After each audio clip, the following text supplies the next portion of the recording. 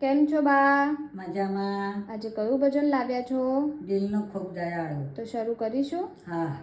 કૃષ્ણ કનૈયા લાલ કી જય, દ્વારિકાધીશ કી જય, સતગુરુ દેવ કી જય.